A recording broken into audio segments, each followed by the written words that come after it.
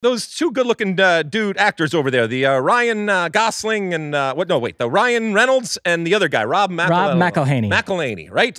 Two obvious talents, really smart, interesting, funny, like I said, talented and entertaining young men. And we have seen also some pretty good businessmen when it comes to what they have done with Wrexham and the juggernaut that is, and the global marketing of that show.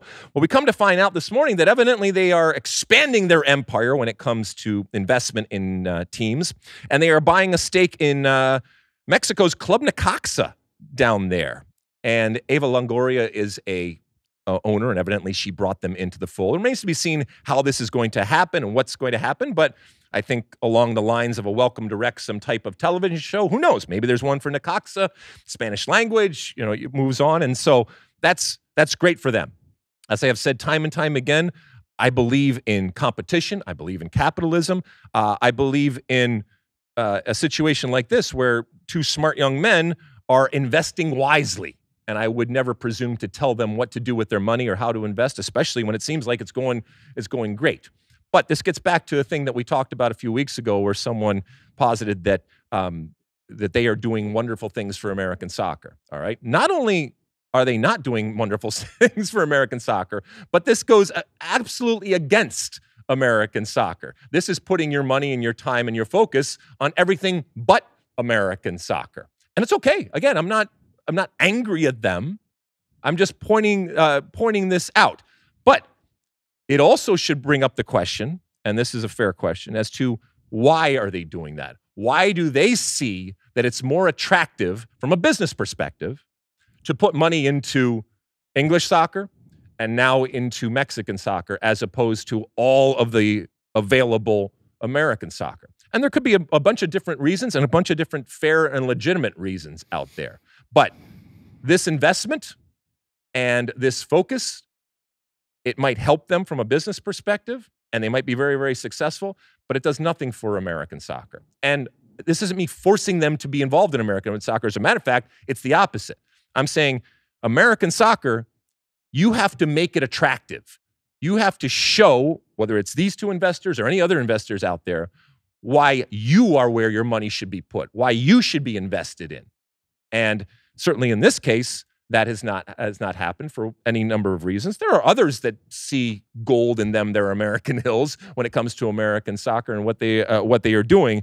But as to the progress and the evolution and the betterment of American soccer, they're not doing anything for that.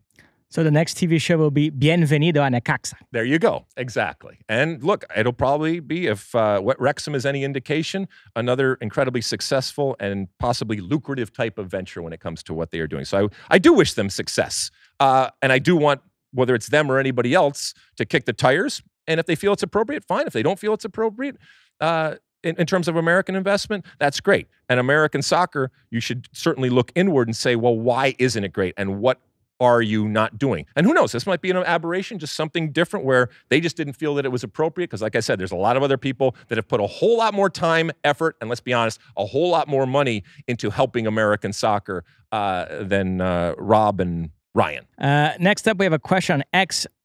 Not really a question, more of a statement. Amir says, VAR ruined the game. Even with no horse in the race, games are unwatchable at times. Flow of the game, as imperfect as it was, is dead. Okay.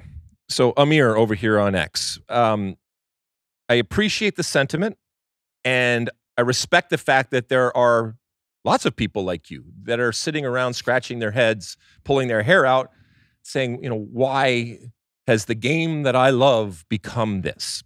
So first off, I think we have to recognize, and in your case, admit that you are of this generation that is straddling two eras, the pre-VAR and the post-VAR.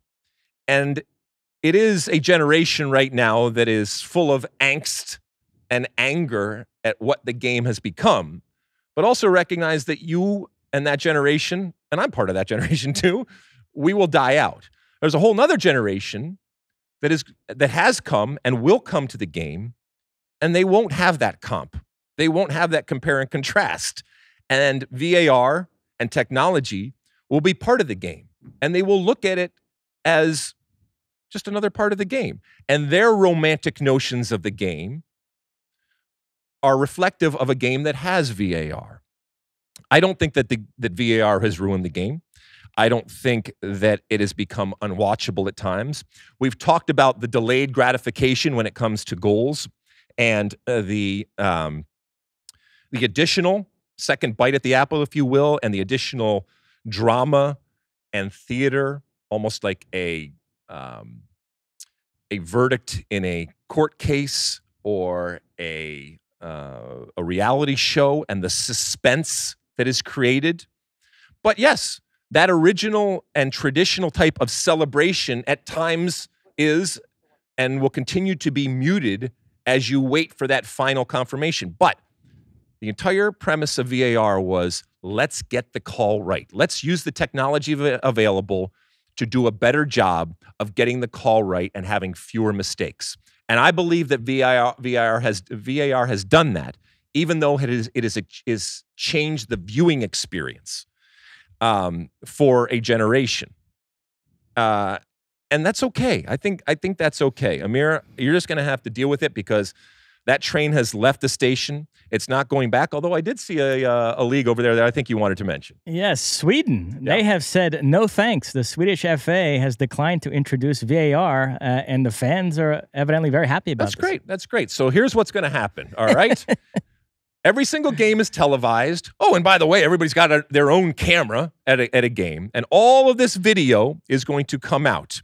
And what's it going to prove? It's going to prove that you missed the call. It's going to prove that you made a mistake. And who knows? Maybe that mistake results in multi-million dollars in terms of going up, going down, winning, losing, or just from a romantic perspective, it results in you being crushed, that you lost, that you were denied the opportunity for your team to score a goal and possibly win a game because you didn't want to use technology to actually get the damn call right. So I am evolved, Mosse. All right? I am able to look at the new version of the game with technology and with VAR and put aside the past and look at it as the new romantic version of the game. If I'm not mistaken, during COVID, Sweden was the one country that didn't have any of the same restrictions as everybody else. So they like to kind of go their own way on things. I think they did the herd immunity thing. Listen, who knows? Maybe that's the way to go, and everybody will be happy, and the Swedes are up there and saying, it's okay that we lost. It's okay that we didn't score. It's okay that we didn't win. I know that every television station is showing that it was the absolute wrong call, and these referees out there, they're complete morons for missing this call. Because because when you take VAR away, it doesn't take technology away. So those of us on the television, we're going to say, look, you guys are morons. You missed this. This is an absolute disgrace that you missed this. You like that clip? Well, my State of the Union podcast drops twice a week right here on my very own YouTube page. The only way to stay up to date is to hit that subscribe button down below. Size the day, and see you soon.